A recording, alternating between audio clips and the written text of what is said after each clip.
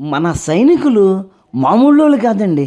China వాళ్ళ చేత కూడా ఏం చెప్పించారో ఒక్కసారి చూడండి. Say Jai.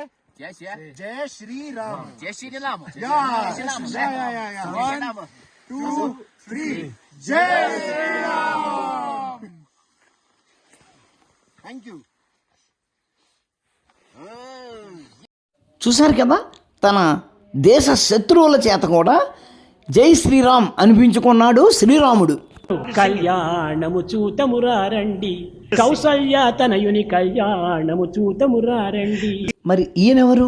భగవానుడు. ఆయన భక్తులు ఆయనను భగవాన్ అనే పిలుస్తారు. అటువంటి భగవానుడు కూడా ఆ శ్రీరాముడిని కీర్తిస్తూ పాట పాడుతున్నారు. శత్రు సైనికులు దైవ స్వరూపులు కూడా ఆ శ్రీరాముడిని కీర్తిస్తున్నారు.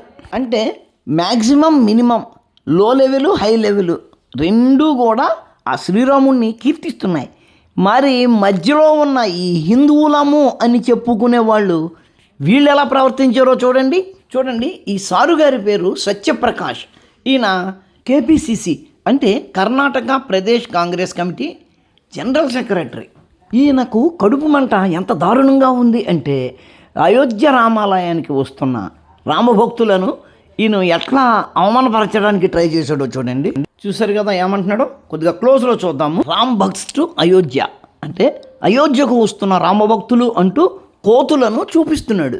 ఈ ఫోటో పెట్టి ఎట్లా అవమానపరచడం వల్ల వాడి కడుపు ఉబ్బరం తీరుతుందా, కడుపు మంట పెరుగుతుందా వాడే ఆలోచించుకోవాలి. ఇది చూడండి, గోవర్ధన్ మఠం పేరు మీదే వచ్చింది. ఈ మాటను పూరి శంకరాచార్యులు వారు అన్నారు అని గోవర్ధన మఠం చెబుతుంది.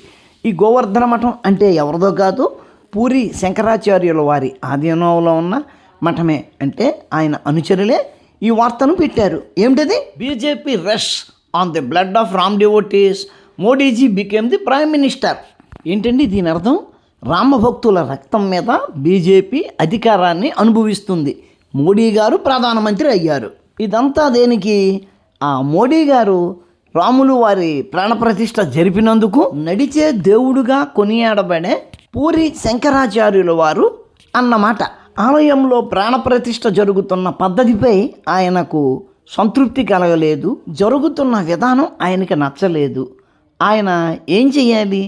ఇక్కడ జరుగుతున్నది ఈ విధంగా తప్పు, ఇది అరిష్టదాయకము, అటువంటి విషయాలు చెప్పాలి. ఆయనకు రాజకీయాలు ఎందుకండి? రామభక్తుల రక్తం మీద బీజేపీ అధికారంలోకి వచ్చిందని అన్నారు.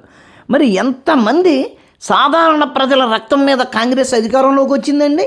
75 సంవత్సరాలలో అధికారంలో ఉన్న కాంగ్రెస్ పార్టీ అయోధ్యలో రామయ్య పునరాగమనానికి ఏం చర్య తీసుకుంది?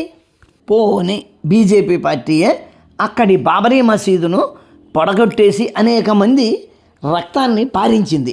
ఈ 30 ఏళ్లలో కాంగ్రెస్ ఎన్ని సంవత్సరాలు పాలించింది, ఇతర పార్టీలు ఎన్ని సంవత్సరాలు పాలించినాయి? ఎవరైనా అక్కడ రాములోరు గురించి చేసింది ఏమైనా ఉందా? పోనీ మోడీ అక్కడ లేకుంటే ఆ జడ్జిమెంట్ అయినా వచ్చేదా?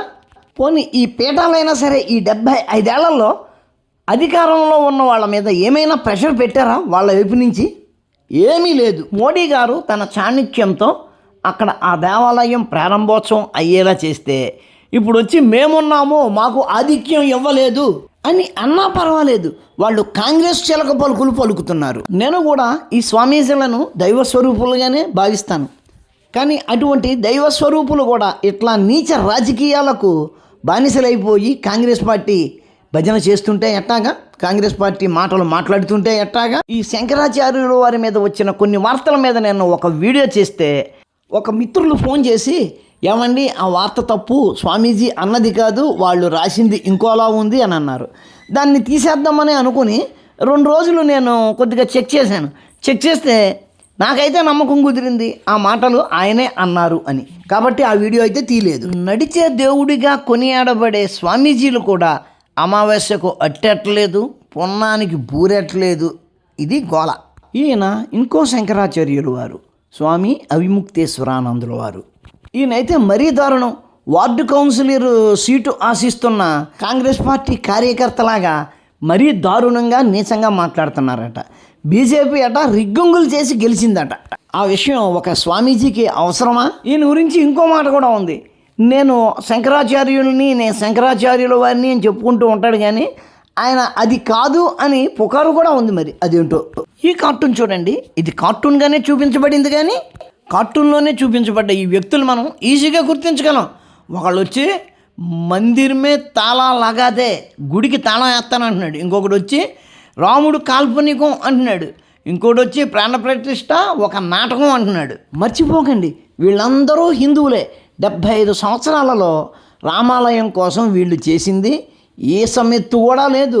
ఎదటివాడు చేస్తుంటే, వాళ్ళ శత్రువు చేస్తుంటే పడి ఏడుస్తున్నారు. ఇది చూడండి, జయరాం రమేష్ గారు కాంగ్రెస్ పార్టీ స్పోక్స్ పర్సన్. ఆయన వాళ్ళ పార్టీ తరఫున ఏమంటున్నారో వినండి. దేవాలయ నిర్మాణం పూర్తిగానే అవ్వకుండా ప్రాణప్రతిష్ఠ చేయడం అన్నది పద్ధతి కాదు, అది తప్పు అని పెద్దలు చెప్పారు. కాబట్టి మేము ఆ దేవాలయం ప్రారంభానికి వెళ్ళట్లేదు అని చెప్తున్నారు. మేము అంటే ఆ కాంగ్రెస్ పార్టీ అధ్యక్షులు వారు, అనధికార అధ్యక్షుల వారి బిడ్డ. కానీ విచిత్రం ఏమిటి అంటే వీళ్ళు ఒక సొంత ఇల్లు అంటూ కట్టుకుంటే గనక ఆ గృహప్రవేశం మాత్రం కన్స్ట్రక్షన్ పూర్తి అవ్వకుండానే చేసుకుంటారు. వీళ్ళకొక నీతి, దేవుడికి ఒక నీతినా? ఈ దూడ గురించి చూడండి.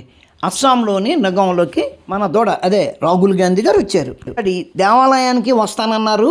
అయ్యా, మా దేవాలయంలో కార్యక్రమాలు జరుగుతున్నాయి, మీరు 3 తర్వాత రండి అన్నారు. వాళ్ళెవరు, గుడిలో పూజారులు ఎవరు, గుడి నిర్వాహకులు ఎవరు, నేను ఎన్నింటికి రావాలి అనేది నిర్ణయించడానికి నేను ఇప్పుడే వస్తాను అనుకుంటూ దేవాలయంలో కార్యక్రమాలు జరుగుతుండగా వచ్చి లోపల దూరుతానని అల్లరి.